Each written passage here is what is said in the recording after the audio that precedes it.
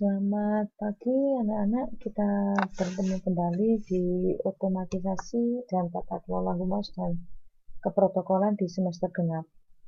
Salam sehat untuk kita semua. Baik anak-anak, pada semester genap ini kita punya target 3 KD.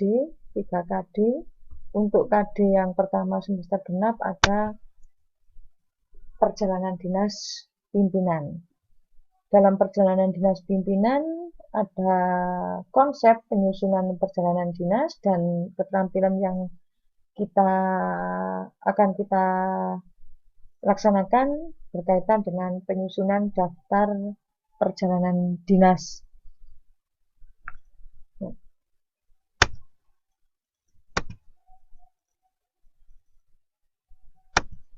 Perjalanan dinas ya. Sebelum pimpinan ya, biasanya perjalanan dinas itu dilakukan oleh pimpinan.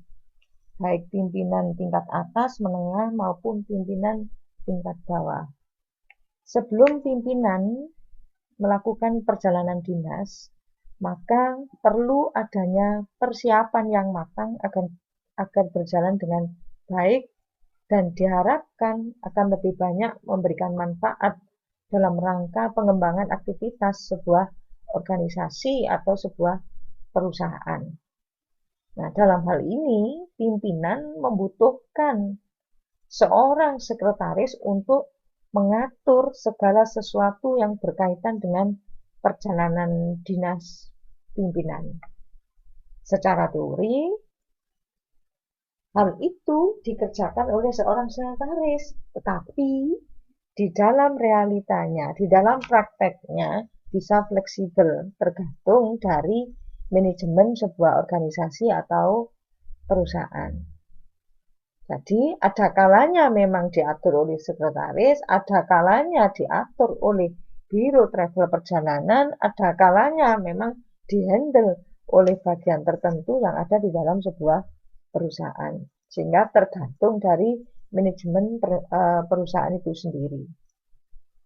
Nah, perjalanan dinas pimpinan entah itu nanti baik di dalam negeri maupun keluar negeri, secara umum ada hal-hal yang harus disiapkan, yang harus dilakukan oleh seorang sekretaris dalam mengatur perjalanan dinas. Meliputi pengurusan tiket, memesan hotel, menyiapkan dokumen, menyiapkan transport, atau segala sesuatu yang memang diperlukan oleh seorang pimpinan. Disitulah peran seorang sekretaris sangat dibutuhkan oleh seorang pimpinan. Nah, ini fakta yang ada di dunia nyata ya, di saat ini yang ada di perusahaan. Untuk itu, pada pertemuan kali ini kita membahas berkaitan dengan perjalanan dinas agar siswa administrasi perkantoran atau OTKP ini mampu berperan sebagai seorang sekretaris, baik sekretaris junior maupun junior administration. Baik anak-anak, untuk lebih jelasnya kita masuk ke pengertiannya dulu bahwa perjalanan dinas itu sebetulnya apa. Perjalanan dinas adalah perjalanan yang dilakukan oleh seorang pegawai atau pimpinan suatu lembaga atau perusahaan yang berkaitan dengan tugas suatu perusahaan yang berkaitan dengan tugas pekerjaan kedinasan. Saya ulang, perjalanan dinas adalah perjalanan yang dilakukan oleh seorang pegawai suatu lembaga yang berkaitan dengan tugas suatu perusahaan yang berkaitan dengan tugas pekerjaan kedinasan. Nah, sementara tugas pekerjaan kedinasan itu adalah tugas pekerjaan yang berkaitan dengan kepentingan lembaga perusahaan. Nah, jika digabung, jika di-merger perjalanan dinas pimpinan, maka perjalanan yang dilakukan oleh pimpinan suatu lembaga atau perusahaan dalam rangka melaksanakan tugas kedinasan. Artinya setiap tugas baik itu di dalam maupun di luar ketika masih dilakukan dalam rangka melaksanakan tugas kedinasannya, tugas dari sebuah lembaga, maka bisa dibilang di situ perjalanan dinas pimpinan. Ini dari pengertiannya. Nah, selanjutnya macam-macam. Apa macam-macam perjalanan dinas itu? Perjalanan dinas ditinjau dari wilayah. Tujuannya bisa ditinjau dari transportasinya. Kalau ditinjau dari wilayah, tujuannya bisa di dalam negeri, bisa di luar negeri.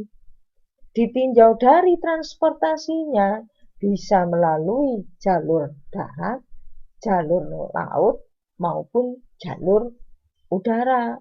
Kalau kita lihat dari tujuannya itu sendiri, bisa jadi nanti ada rapat kerja, ada mengikuti workshop, ada pelatihan, dan macam-macam, sesuai dari tujuan dari sebuah perjalanan itu. Nah, saya ambil dua jenis ini untuk apa ya? Artinya dari pembagian ini nanti akan mempengaruhi hal apa yang perlu disiapkan oleh seorang sekretaris. Saya ambil contoh, jika kita atau pimpinan kita ini ke dalam negeri atau perjalanan ke luar negeri, maka dokumen yang perlu kita siapkan itu berbeda. Pastinya begitu. Karena ada ketentuan-ketentuan bahwa kalau ke luar negeri salah satunya harus ada paspor, ada visa. Tetapi jika itu dilakukan di dalam negeri, maka tidak memerlukan itu. Makanya ini nanti akan berpengaruh terhadap dokumen apa yang kita persiapkan untuk melakukan atau menyiapkan proses perjalanan dinas seorang pimpinan. Nah, begitu pula kalau kita lihat dari transportasinya, ditinjau dari transportasi. Jika kita menggunakan darat, laut, atau udara, ya otomatis berbeda juga. Kalau melalui udara, maka kita perlu menyiapkan tiket pesawat. Kalau jalur laut, maka kita menyiapkan tiket untuk kapal laut. Untuk darat, menyesuaikan. Apakah nanti kita perlu diantar mobil kantor atau perlu dijemput oleh travel atau perlu naik bus misalnya, ini nanti akan membedakan semuanya. Jadi saya ngambil dari tiga tinjauan dari macam-macam perjalanan dinas.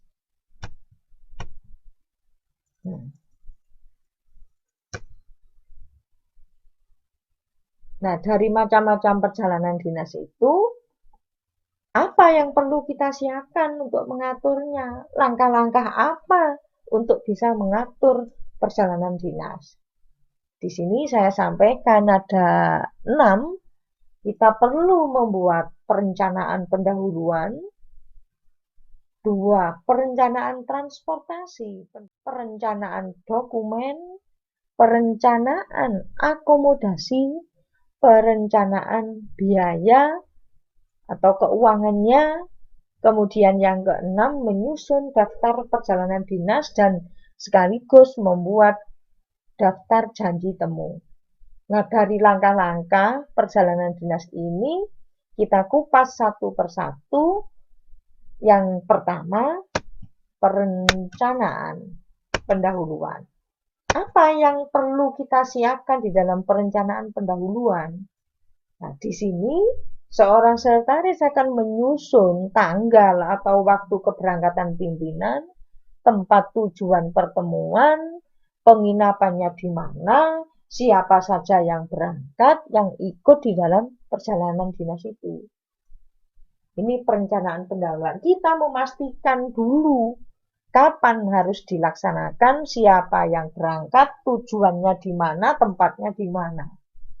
Ini untuk sebagai kunci dari awal sebuah perjalanan. Yang kedua,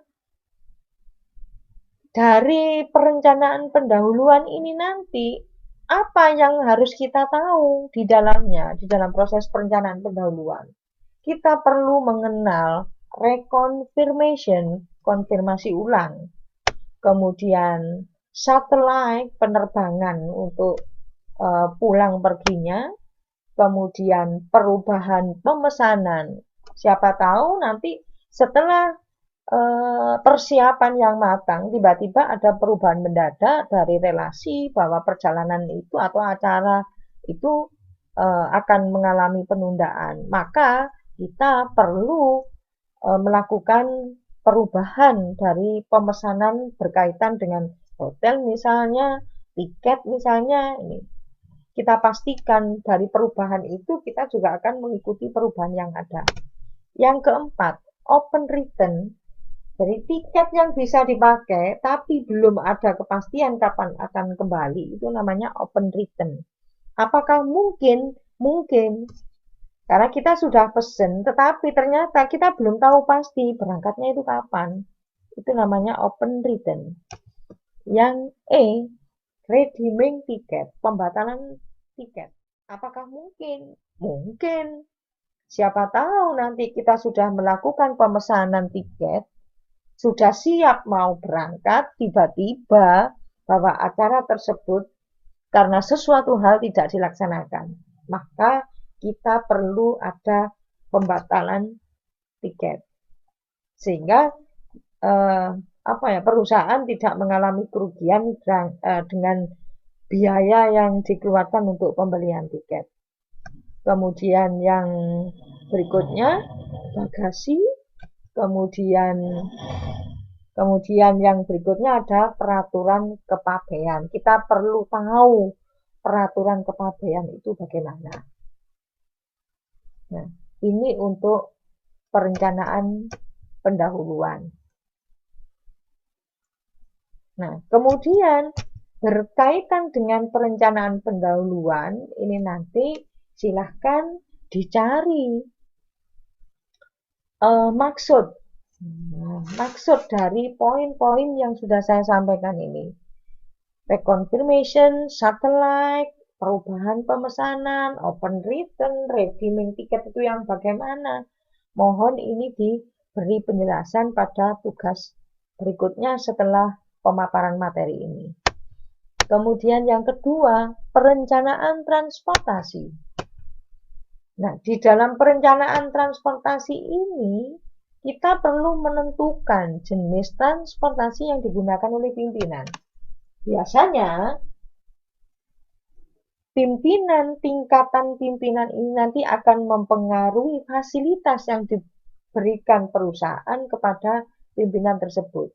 Kalau misalnya pimpinan ini top manager, pimpinan yang atas, maka fasilitas yang diperoleh berkaitan transportasi biasanya berbeda dengan pimpinan menengah maupun pimpinan yang di bawah. Tetapi itu pula juga tergantung dari manajemen sebuah perusahaan yang bersangkutan. Artinya antara perusahaan yang satu dengan perusahaan yang lain biasanya mempunyai standar yang berbeda-beda. Nah, dari penentuan jenis transportasi ini, apakah naik pesawat, apakah perlu diantar oleh kendaraan kantor, atau perlu diantar dan dijemput, atau diserahkan kepada biro travel. Maka semuanya ini ada di ranahnya seorang sekretaris di dalam perencanaan sebuah transport. Nah, jika di situ naik pesawat, maka pemesanan tiket pun juga dilakukan oleh sekretaris. Bagaimana memesankan, terus bagaimana nanti menghandle, terus pimpinan itu nanti naik kelas yang VIP-nya atau kelas bisnisnya. Ini sesuai dengan manajemen sebuah organisasi. Demikian pemaparan materi hari ini. Silahkan untuk dilanjutkan dengan mengerjakan tugas 1. Terima kasih atas perhatiannya. Assalamualaikum warahmatullahi wabarakatuh dan selamat mengerjakan.